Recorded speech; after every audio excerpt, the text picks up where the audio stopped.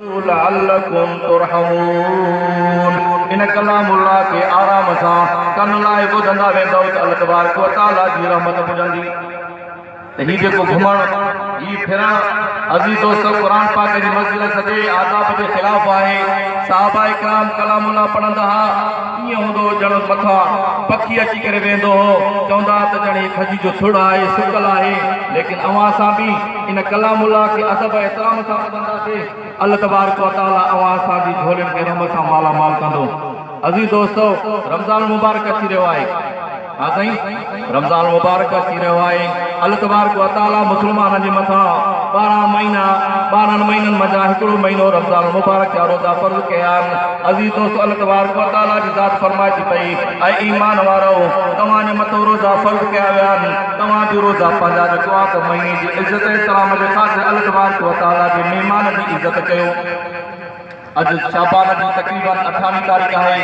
बाक़ी 8 ॾियारा 7 ॾियारा बचियल आहिनि। अज़ीज़ दोस्तो, अल्लाह तबारक व तआला जे महिमान जी तव्हां सां ताज़ीम कयूं त अल्लाह तबारक व तआला अवां सां वटि जेको रमज़ान मुबारक कंदो, अवां असांजे लाइ शफ़ाअत जो ज़रियो बणंदो। प्यारे पैगंबर सल्लल्लाहु अलैहि वसल्लम फरमाइनि था पिया, इंसान पीर भी चवंदो आहे मूंखे जन्नत मिले, मौलवी भी चवंदो आहे मूंखे जन्नत मिले, हर हिकु नंढो वॾो चवंदो आहे मूंखे जन्नत मिले। इमामुल अंबिया सरताजुल अंबिया था फरमाइनि। अज़ीज़ दोस्तो, अल्लाह तबारक व तआला जे हबीब जी ज़ुबान मुबारक मां लफ़्ज़ निकिता आहिनि। अज़ीज़ दोस्तो, मुंहिंजे महबूब फरमायो त जन्नत चइनि माण्हुनि जे मथां आशिक़ आहे। अदा घणनि माण्हुनि जे मथां ॻाल्हाईंदा आहियो त 4 माण्हुनि जे मथां जन्नत आशिक़ आहे। 4 कम कंदो न तव्हां, 4 कम कंदो त जन्नत तव्हांजे मथां मुश्ताक़ आहे। इमामुल अंबिया सरताजुल अंबिया तो फरमाए, क़ाल अलैहि सलातु वस्सलाम अल जन्नतु मुश्ताक़ुन अला नफ़रिन। इमामुल अंबिया सरताजुल अंबिया सैयदुल अव्वलीन वल आखिरीन ता फरमाइनि, ओ मुंहिंजा उम्मतियो, तव्हां चओ था त असांखे जन्नत मिले, पर अल्लाह जे हबीब जी ज़ुबान मुबारक मां लफ़्ज़ निकिता आहिनि त जन्नत 4 माण्हुनि जे मथां आशिक़ आहे। प्यारे पैगंबर सल्लल्लाहु अलैहि वसल्लम फरमाओ, पहिरीं जमात कहिड़ी आहे? तालिल क़ुरान। उहो जमात, उहो इंसान जेको क़ुरान पाक जी तिलावत कंदो रहे। हा साईं, क़ुरान पाक जी तिलावत कंदो न? क़ुरान पाक जी तिलावत रहमत अथव, क़ुरान पाक ॾिसण सवाब। प्यारे पैगंबर सल्लल्लाहु अलैहि वसल्लम फरमाइनि था पिया, बैतुल्लाह साम्हूं हुजे, साम्हूं वेही करे बैतुल्लाह खे ॾिसंदो वेंदे तूं का भी इबादत न कर, बैतुल्लाह जे ॾिसण सां सवाब थी। कलामुल्लाह खे पढ़े कोन थो पियो, पर कलामुल्लाह खे ॾिसंदे रहमत ई रहमत वसंदई। कलामुल्लाह सां जे इंसान जो प्यार आहे। अज़ीज़ दोस्तो, इहो कलामुल्लाह क़यामत ॾियारे इमामुल अंबिया तो फरमाए, अस्सियाम वल क़ुरान यशफान लिल अब्द।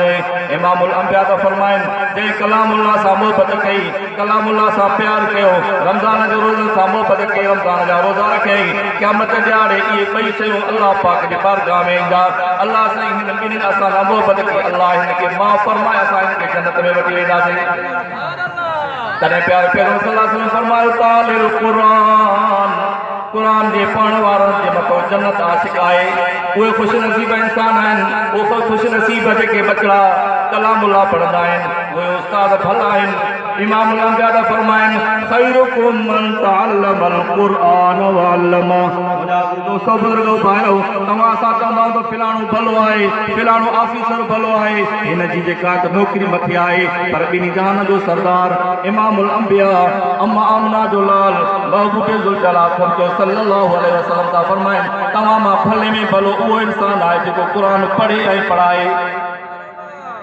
तो क़ुरान पाक जे पढ़ण वारे जे मथां जन्नत आशिक़ आहे। ऐं कलामुल्लाह उहो किताब आहे जो न पाण त जेको आहे त उनखे कुझु न थिए, पर पढ़ण वारनि खे बि कुझु न कंदो। बाक़ी पाण सची पाण जेका न फिटे न फिटाए, कलामुल्लाह बि ईअं आहे कि न पाण फिटे न पढ़ण वारे खे फिटाए। इमामुल अंबिया था फरमाइनि, हाफ़िज़ क़ुरान, क़ुरान जे पढ़ण वारो जेकॾहिं गुनाहगार आहे, क़ुरान पाक जे पढ़ण वारो आहे पर गुनाहगार आहे, गुनाह जे करे जॾहिं क़ब्र में पहुचाए वेंदो त क़ुरान जे करे अल्लाह पाक उनखे अज़ाब जे क़ब्र खां महफ़ूज़ रखाए थो पियो, क़ुरान पाक जे बरकत जे करे। शेखुल हदीस मौलाना अब्दुल हक मुहद्दिस